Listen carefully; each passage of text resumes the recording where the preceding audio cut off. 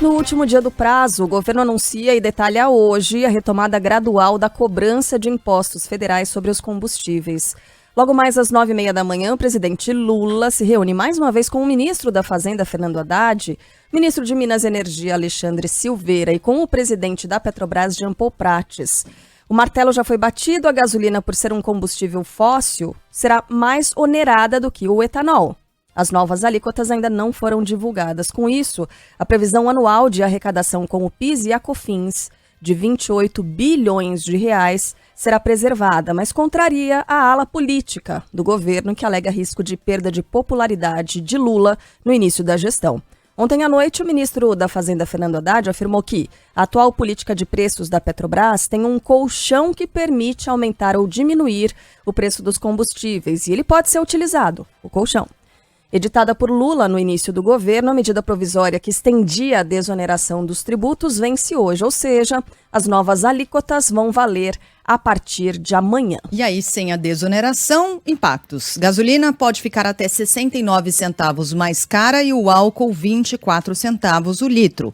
A previsão é da Associação Brasileira dos Importadores de Combustíveis, a ABICOM. Dentro do governo, havia ainda quem defendesse a manutenção da isenção pelo menos até abril, quando o Conselho de Administração da Petrobras vai ser renovado. Até lá, a companhia poderia mudar a atual política de preços, atrelando apenas o combustível importado às cotações internacionais e criar um fundo de estabilização. Para o presidente executivo da ABICOM, Sérgio Araújo, a medida suavizaria o valor cobrado nas bombas. Qualquer decisão que leve a não utilizar a variação da PPI para o consumidor, isso tem que ser absorvido pelo governo, e como pode ser aí o projeto do futuro presidente da Petrobras, o senador Jean Paul Prates, de utilização de um fundo para suavização da variação de preço. Para o ministro da Agricultura, Carlos Fávaro, a continuidade da desoneração como está prejudicaria a indústria do etanol. Queremos opinião. A medida de desonerar a gasolina e o etanol e botar em paridade os dois a zero, zero de imposto para etanol, zero de imposto para gasolina, tira a competitividade do etanol. Quer dizer, você dá competitividade para a gasolina para ter que ganhar do álcool aqui. Entendeu? Olha só, isso você está desestimulando a indústria nacional. Se não devemos voltar totalmente o tributo de PIS/COFINS no etanol, porque nós temos que ser competitivos, mas o da gasolina é fundamental. Queremos muito a sua opinião. Todo mundo quer gasolina mais barata, todo mundo quer feijão mais barato, banana mais barata, maçã mais barata, arroz mais barato. Mas você acredita que vale a pena manter o preço artificialmente mais baixo, com a desoneração e implodir assim as contas públicas? Ou você acha que há espaço para manobra? Você acha que é importante que se mantenha o preço mais barato do combustível, até para que o frete fique mais barato e, no final das contas, os produtos nas prateleiras também não sejam encarecidos? Enfim, é tudo bastante complexo. Nós queremos a sua opinião a respeito do assunto. Mande sua mensagem para o 999-592-100, código de área 11, ou no chat do YouTube ou nas redes sociais da Band News FM. Bom, mudando de assunto, a gente vai retornar a esse assunto daqui a pouco, inclusive com informações de bastidores. Com as novas regras, a entrega do imposto de renda começa no dia 15 de março e vai até o dia 31 de maio. E quem optar pela declaração pré-preenchida ou por receber a restituição via Pix terá prioridade. Os detalhes foram divulgados ontem pela Receita Federal. Em 2023, quem recebeu mais de R$ 28.559 no ano passado terá de prestar as contas com o Leão. E também aqueles que obtiveram ganhos de mais de R$ 40 mil em aplicações na Bolsa ou na venda de algum bem, como um apartamento, por exemplo. Segundo o subsecretário de Arrecadação, Cadastros e Atendimento do Fisco, Márcio Deonra, a declaração pré-preenchida facilita o processo de entrega e evita que mais pessoas caiam na malha fina. Ela traz ainda dados como rendimentos e gastos com saúde.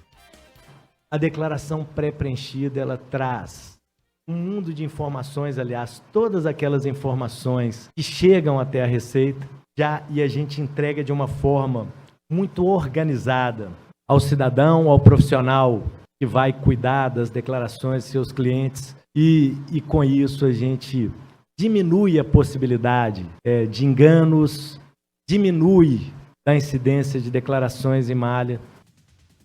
A possibilidade, no entanto, só estará disponível para os contribuintes que têm contas na modalidade Ouro e Prata do portal .gov. A outra novidade, aliás, .gov não, como é que é o endereço aqui? É gov.br, né? Gov.br. Não, mas peraí. Vem cá, Pablito. Qual é o portal?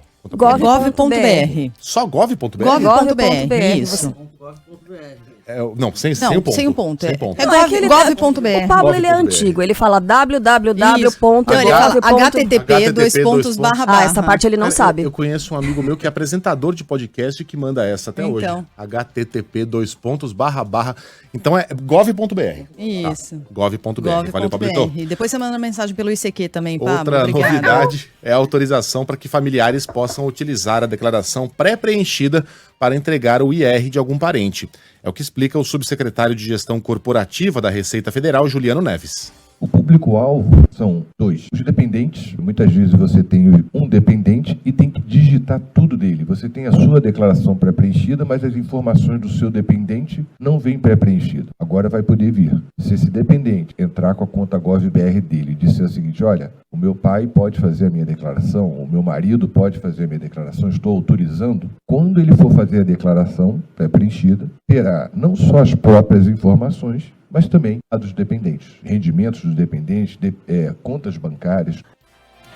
E a atualização, pergunta o nosso ouvinte, da tabela de isenção de R$ 1.903 para R$ 2.460. Ela só vale, atenção, isso é importante, para o imposto de renda do ano que vem, certo? Então, nesse momento, para este ano, para essa declaração, a faixa de isenção é de 0 até R$ 1.903. Eu tô aqui com um dos nossos ouvintes, deixa eu só recuperar o nome dele, acho que era o Felipe, mas ele falou o seguinte, adianta nada mudar esse prazo se eu vou continuar entregando no último dia? Pois é, eu Tamo junto. penso mesmo, tamo junto, mas a gente podia mudar, né, isso esse ano. Eu vim pra cá ouvindo a notícia do imposto de renda e falei, gente, esse ano eu vou mudar. Não tem porquê, 15 né? de março começa, eu já vou começar a separar agora, aqueles informes de rendimento, de banco, não sei o quê. Gente, vou dar uma ajudinha pra contadora dessa vez, porque a gente sempre deixa a água bater ali nas partes baixas dela, né? Carla, eu acho não que legal. Eu deixei de ser isento em 2020... Não, 2020 nada, pelo amor de Deus. Em 2002, eu acho. Acho que em 2002 eu passei a pagar imposto de renda. E desde então eu jamais deixei de entregar no último dia. Geralmente na última hora. Então. Não, eu vou tentar. Mas vamos tentar. Vai tentar uma coisa nova, né? Coisa nova esse Ou ano? não entregar, de repente, é uma coisa nova. Não? Não deixa de ser. Né? Atrasada essa Também é uma vez. coisa nova. Não. Vamos ver se eles pegam mesmo? Duvido que É eles jornalismo verdade, né? Você pegam. O jornalismo testa, bonzo, né? Eu acho que sim. Isso. Ai, meu Deus. Não, gente, Rimos vamos muito, tentar. perdi meu carro. Isso. Vamos tentar mesmo? Vamos tentar. Eu Quando começa? vou tentar. 15 de 15 março? Eu não de me março. comprometi. Não precisa ser no dia 15 de março também, né? Gente, tem 15 dias Vamos aí fechar pra separar. 28 de março? Já tá bom. Primeiro né? Já é de abril alguma não se fala mais A nisso? gente vai se falando. A gente fica assim então, né? Tá bom. Mas é isso, gente. Começa no dia 15 de março e a data limite é 31 de maio. Não tem pandemia, não tem intercorrências, então, teoricamente, é isso. 31 de maio, dessa vez, não vai ser prorrogado por mais um mês. Essa é a data. Então, programe-se aí. Tamo junto. 28 de março é nóis. O sistema que permite a consulta de valores esquecidos nos bancos será reaberto hoje. Lembra aquelas fortunas de Luiz Megali, 12 centavos? Era exatamente isso, 12 12 centavos. centavos, Eu acreditava que era... Pelo menos 100, né? Eu tava esperando um trezentinho, porque eu me lembrava de ter uma conta ali, um saldo positivo que eu esqueci. 12 centavos. Sabe quem tem saldo? Quem?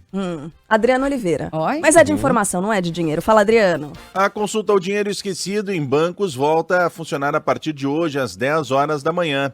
Segundo o Banco Central, o sistema de valores a receber tem 6 bilhões de reais disponíveis. Entre as novidades desta primeira etapa está a possibilidade de consultar recursos de pessoas falecidas.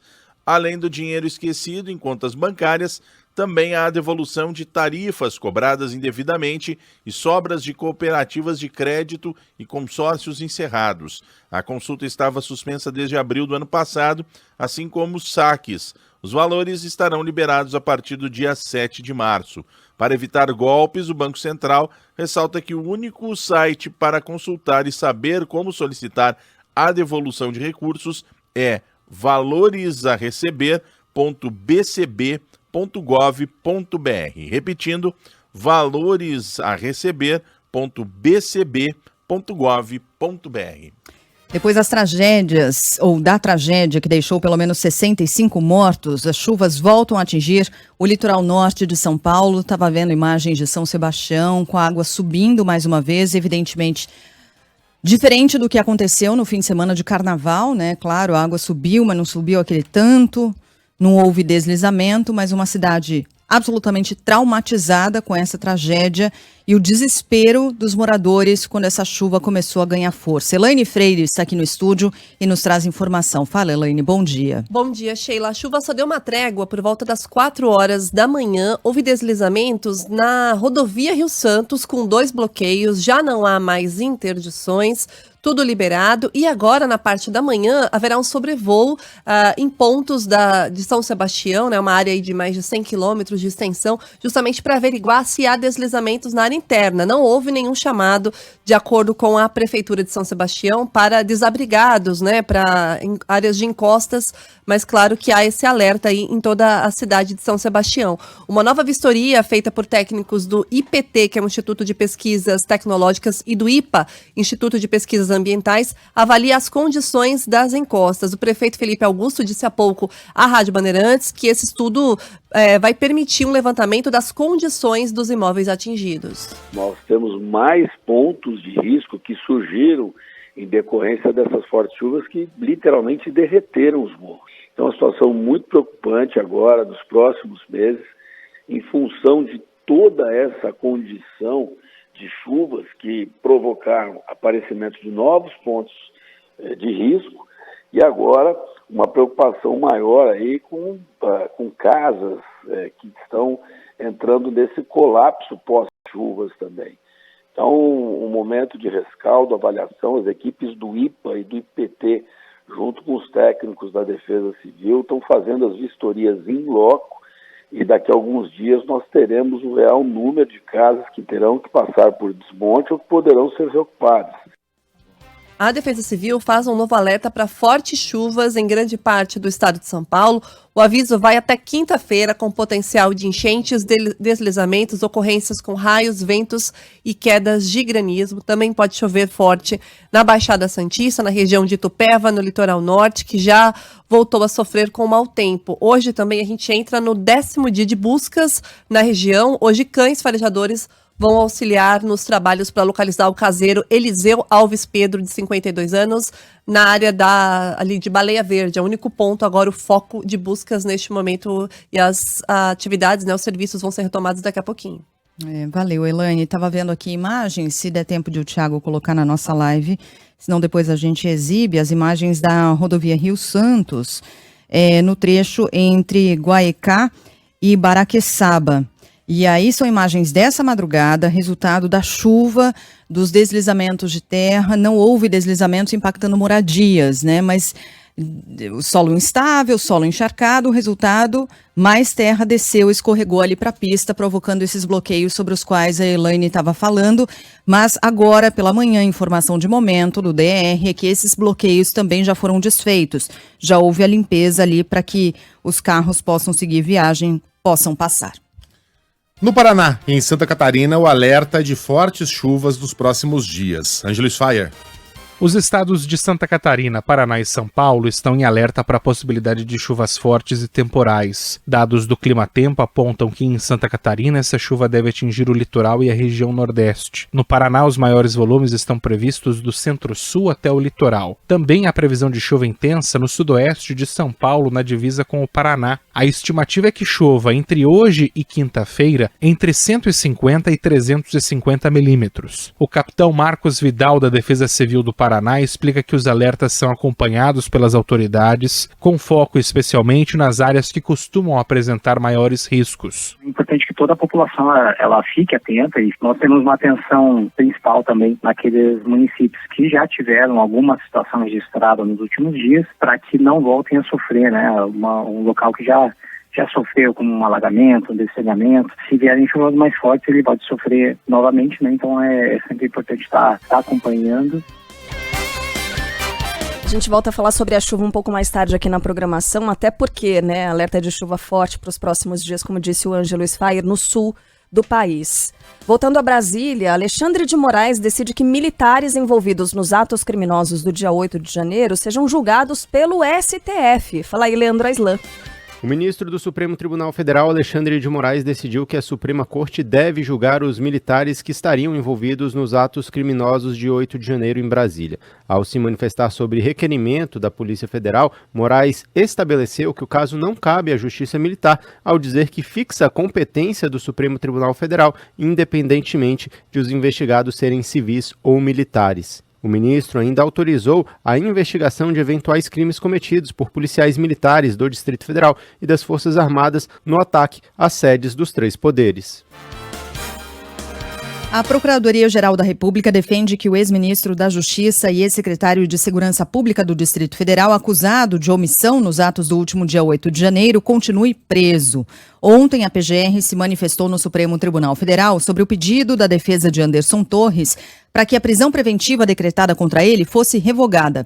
De acordo com o MPF, o ex-ministro da Justiça tinha ciência dos riscos dos ataques ao Palácio do Planalto, ao Congresso e ao Supremo e não pretendia jogar fora a chamada minuta do golpe.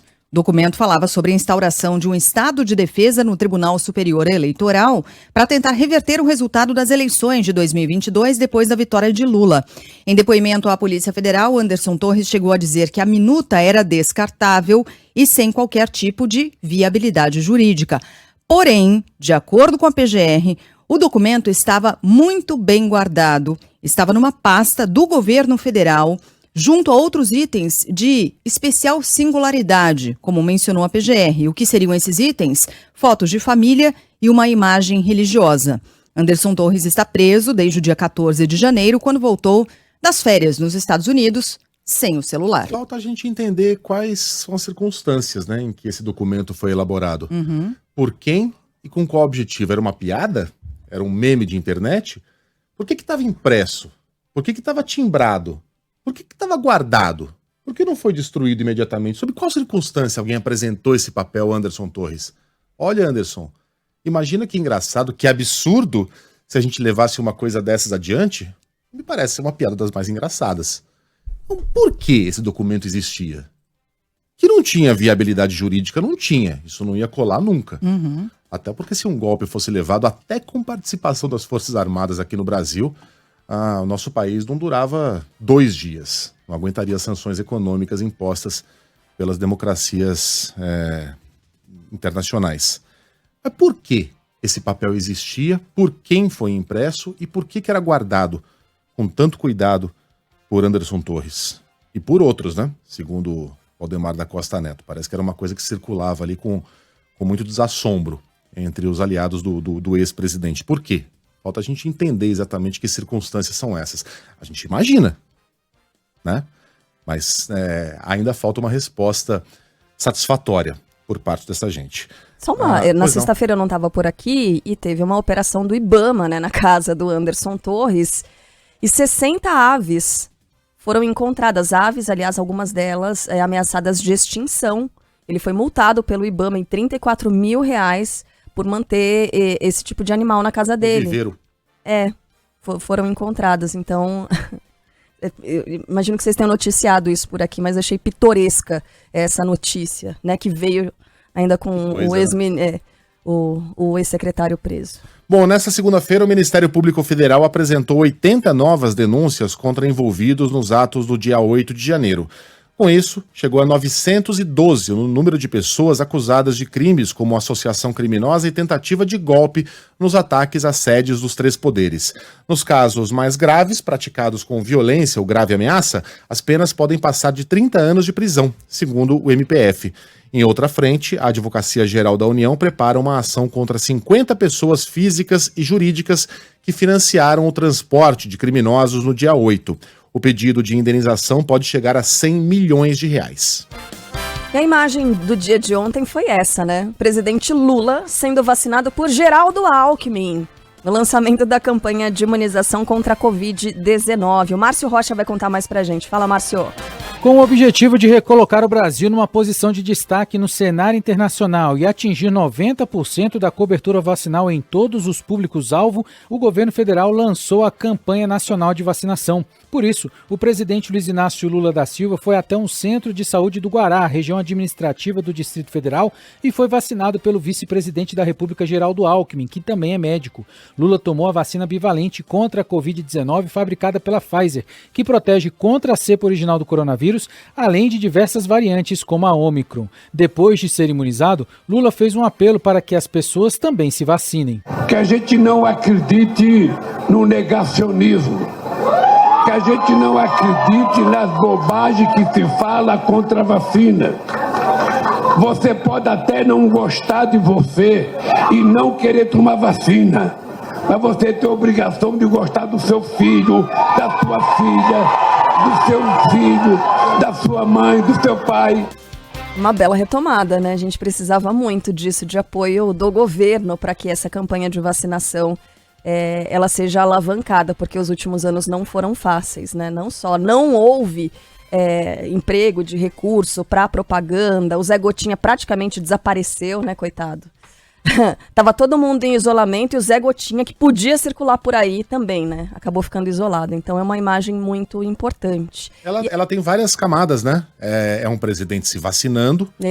É um ótimo exemplo para a população no momento em que a gente enfrenta problemas nas campanhas nacionais, né? Nenhuma delas, atingiu a meta mínima.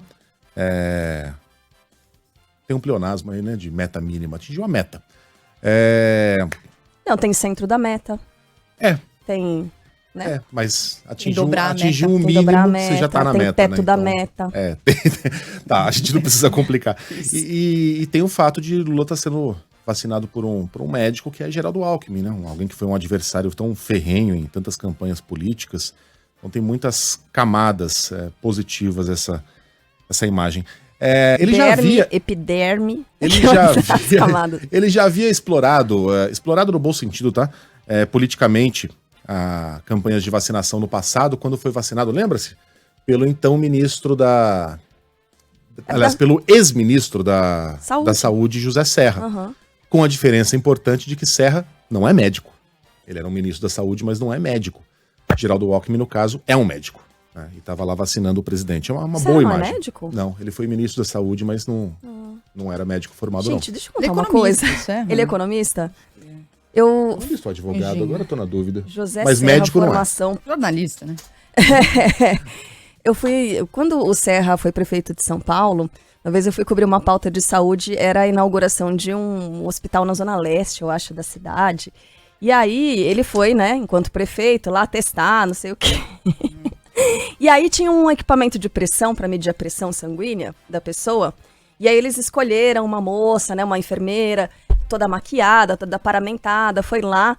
E aí o teste seria com o prefeito, José Serra. Ele foi, botou o braço ali, o equipamento de pressão. Aí a moça com uma cara assim. Quanto deu aí? 0 por 0. Aí ele chamou alguém e falou assim, não tá funcionando. Aí trocaram, colocaram uma outra enfermeira. Não tá funcionando. Aí trocaram, chamaram a secretária da saúde à época. E aí a secretária foi, mediu a pressão, não sei o quê.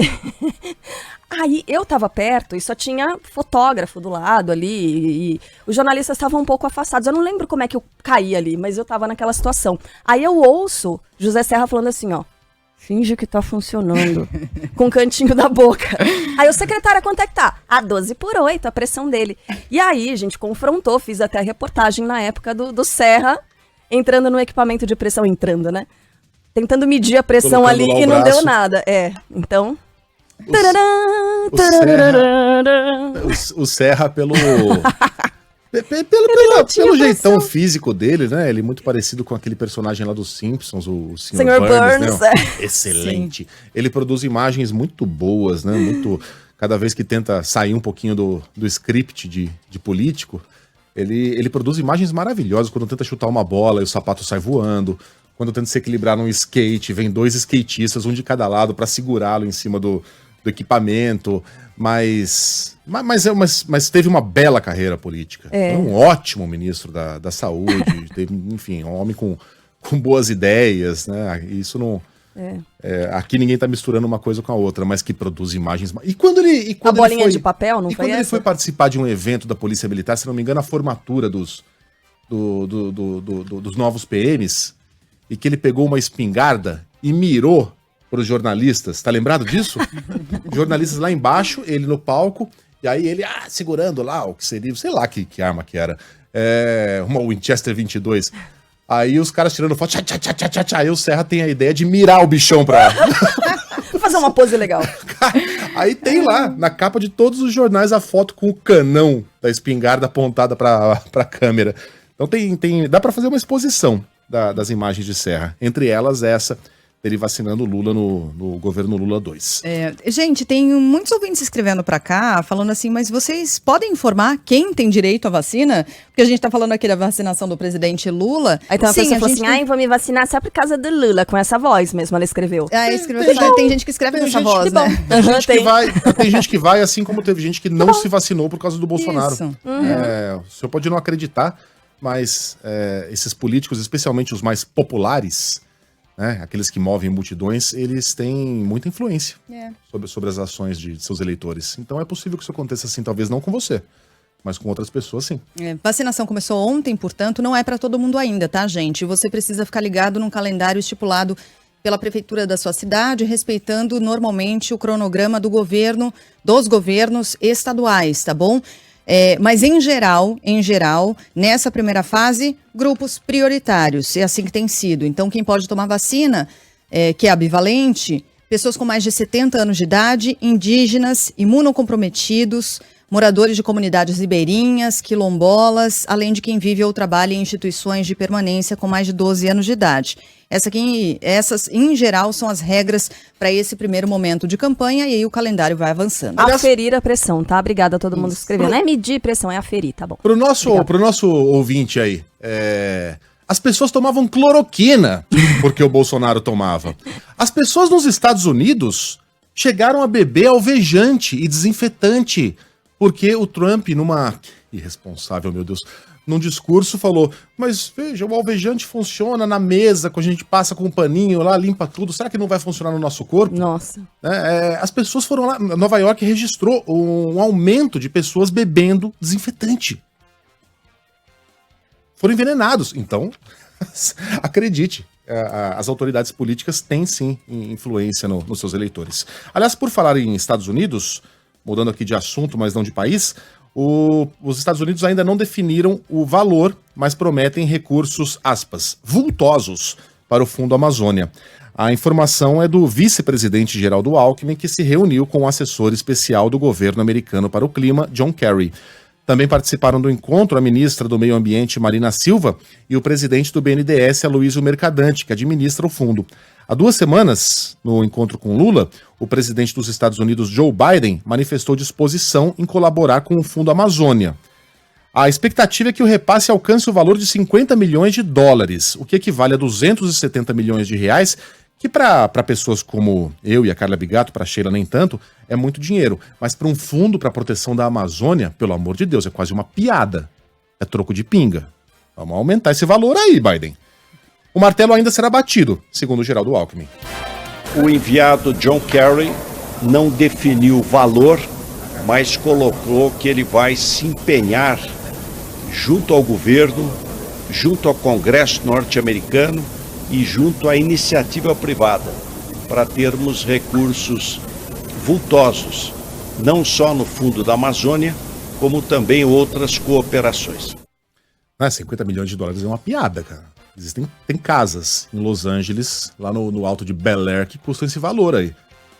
Para você salvar uma floresta da magnitude da floresta amazônica, pelo amor de Deus, isso não é nada.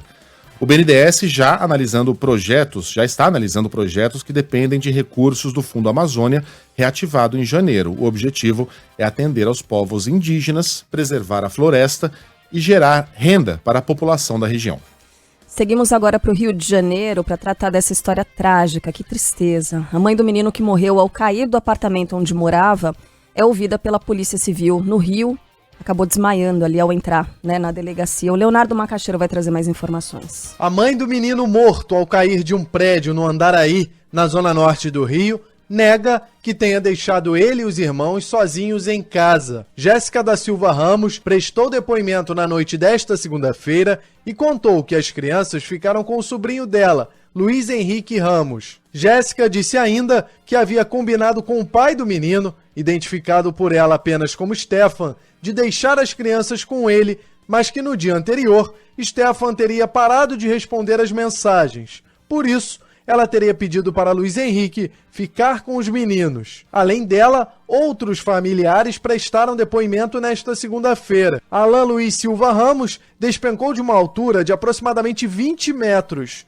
Uma câmera de segurança do edifício registrou a queda, que ocorreu por volta de 12h15 de domingo. O menino tentou passar de um quarto para o outro do apartamento pelas janelas, se desequilibrou e caiu. Ele estava com um irmão menor de idade, de 9 anos, no imóvel, sem nenhum responsável no local. Um dos vizinhos da família, Aristóteles Almeida Filho, conta que ouviu o grito do menino. Quando eu escutei o grito, eu corri para a janela e ainda vi ele batendo aqui embaixo. E corri, desci, tentei reanimar, mas ele já estava difícil, né? Estava sangrando o ouvido, sangrando o nariz. Já estava sem vida o corpo.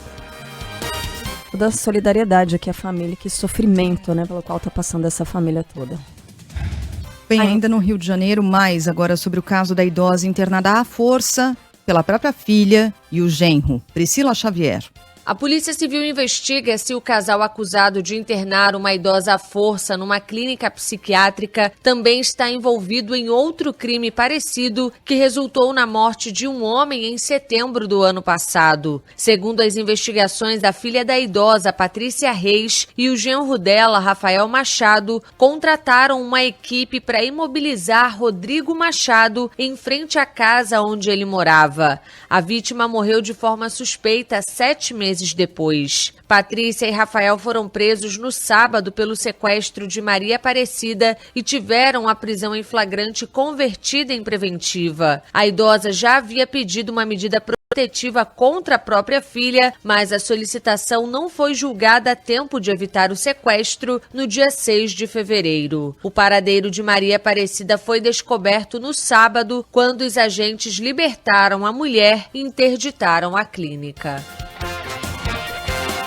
Em São Paulo, a justiça condenou as donas de uma creche por torturar e maltratar 9 crianças. Lembra dessa história? Conta aí, Reni Ravanelli. As sócias da escola Colmeia Mágica na Zona Leste e uma funcionária dessa creche vão recorrer da decisão da justiça que condenou as 3 por tortura e maus tratos de 9 crianças. A dona e diretora da escola, Roberta Sermi, foi condenada a mais de 49 anos de prisão. A irmã dela, que também é sócia, Fernanda Sermi, recebeu uma pena de mais de 13 anos e a funcionária Solange Hernandes foi sentenciada a 31 anos de prisão.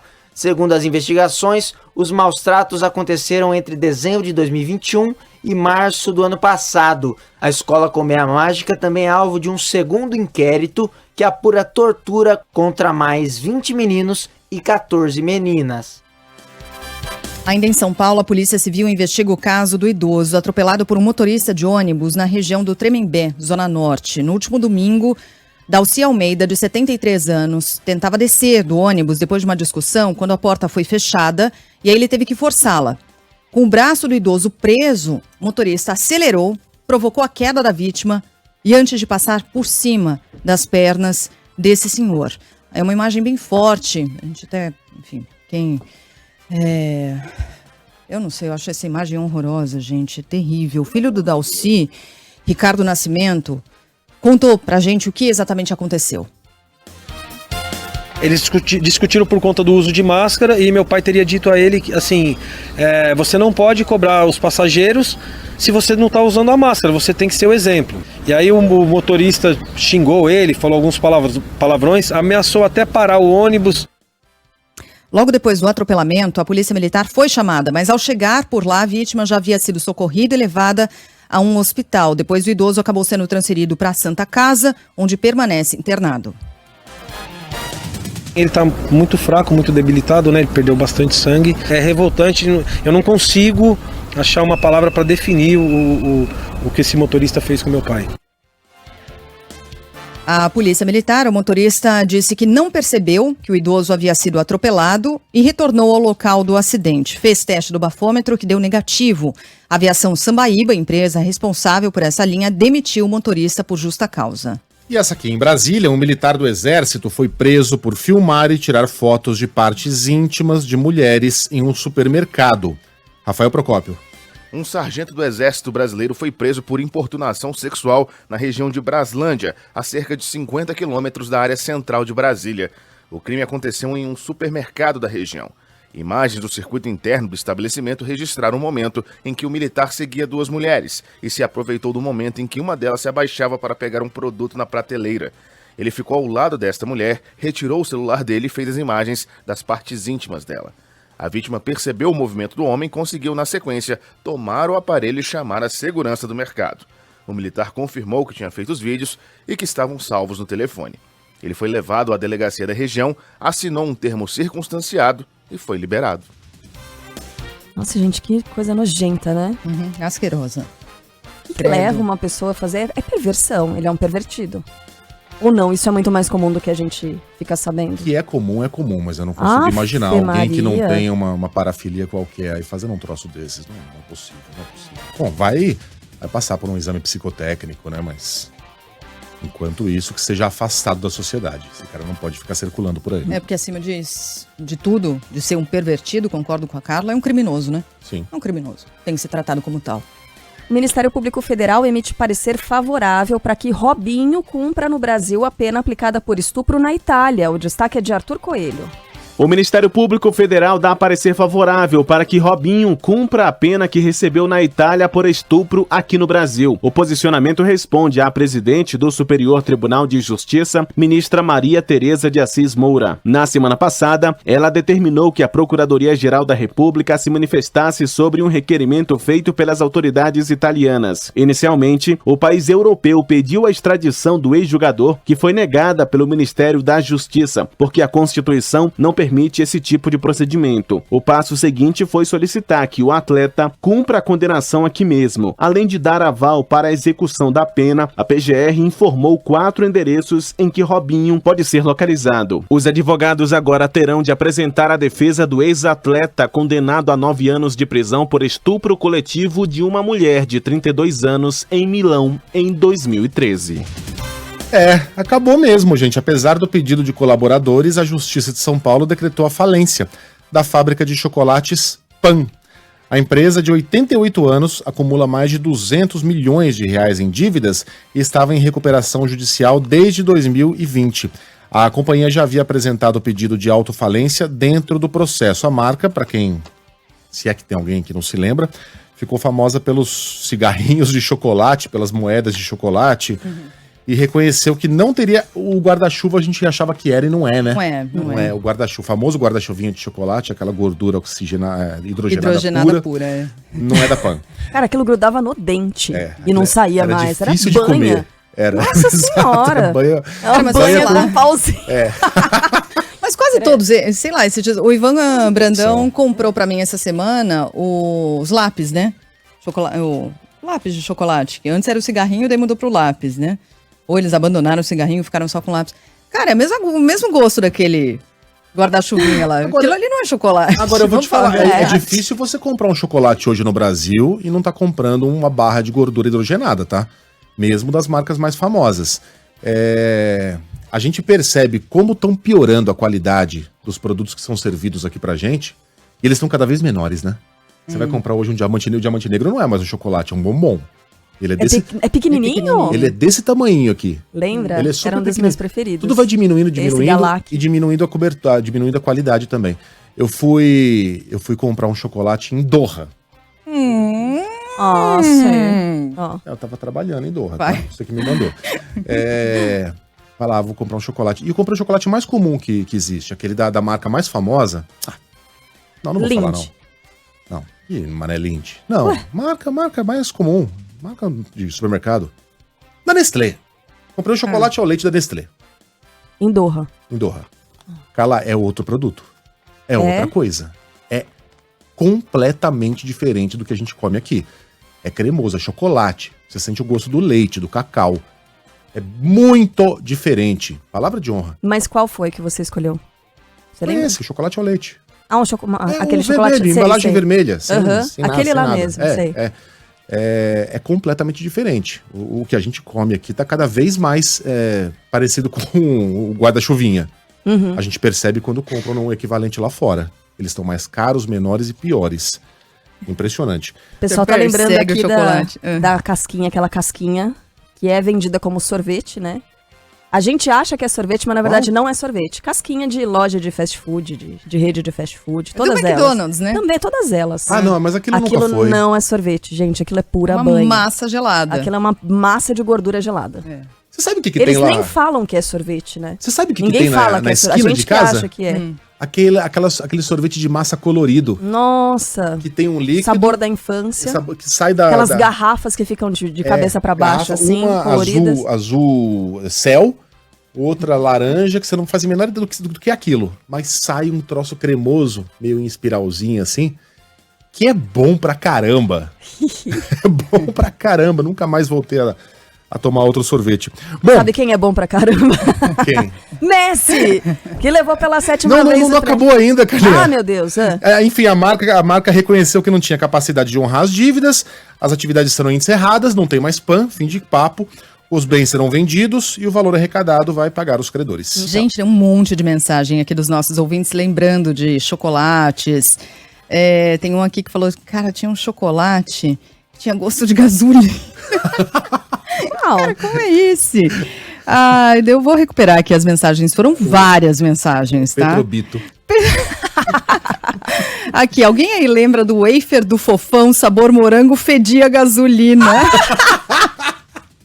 Nossa senhora. Cara, eu não lembro desse. O wafer do Fofão é fogo, né? Bom, falando no que realmente é bom, Messi leva pela 7ª vez o prêmio de melhor do mundo e a Jordana Araújo vai contar pra gente como é que foi essa premiação do futebol internacional realizada ontem.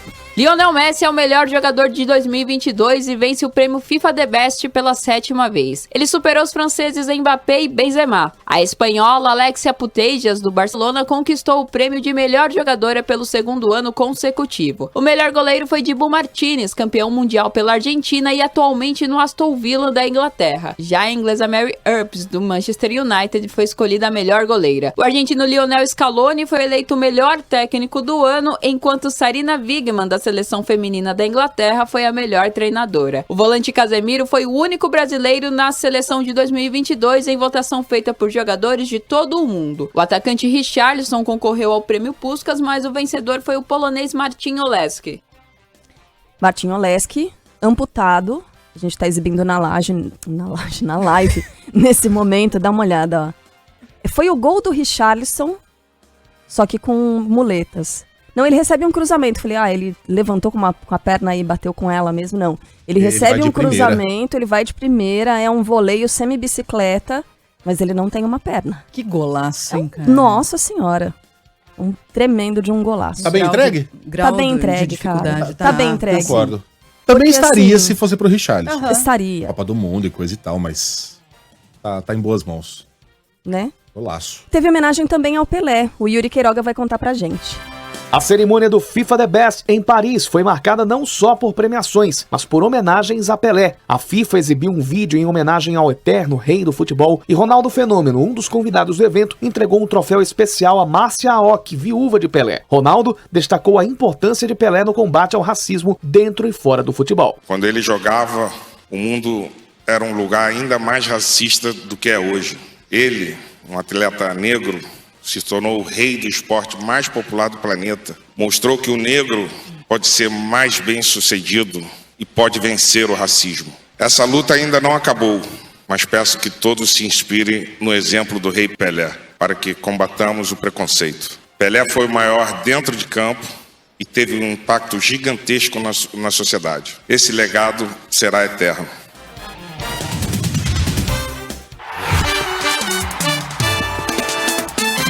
Futebol, com Milton Neves. Oferecimento Casa do Construtor. Aluguel de equipamentos. Ligue 0800 200 0217. Sicredi. Conheça a primeira instituição financeira cooperativa do Brasil. Sicredi. Gente que coopera, cresce.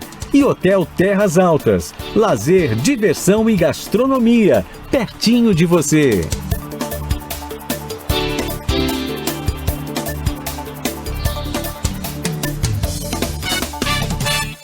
Fala, Milton, bom dia. Oi, Megali. Como é que vai? Bom dia pra você, bem. São Paulino sofredor. Muito. Como é que vai, Carla Bigato? Muito bem, E Milton. você também, Sheila Oi, Magalhães, Milton. nossa primeira-ministra, nossa Margaret Thatcher aí do Morumbi. Mas ontem, o Vasco da Gama goleou Boa Vista, hein? Vasco da Gama 4, Boa Vista 1. Futebol carioca tá cada vez melhor, com o impulso da Rede Bandeirantes Televisão. Entendeu? Então é isso aí. Parabéns, então, ao Vasco da Gama, ganhou do Boa Vista também e jogou contra um time muito fraco, né? Audax. O Audax deu 3-1 no Madureira, entendeu? O Audax, que é um bom time, e o Madureira não é mais aquele Madureira do passado, com Lelé Isaías e Jair Rosa Pintos. Agora é o seguinte, uma coisa que o mundo inteiro está comentando. O Real Madrid boicotou a festa do The Best, os melhores jogadores do mundo na Europa, né? Porque o Vini Júnior, que é uma grande realidade, entendeu? Ele tinha que estar pelo menos competindo. Mas não tocaram no nome dele. Uma pouca vergonha, joga muito, protesto do Real Madrid. E é um protesto forte, hein? Trata-se, é claro, de um dos maiores times e clubes da história do futebol de todos os tempos. Grande abraço e até amanhã.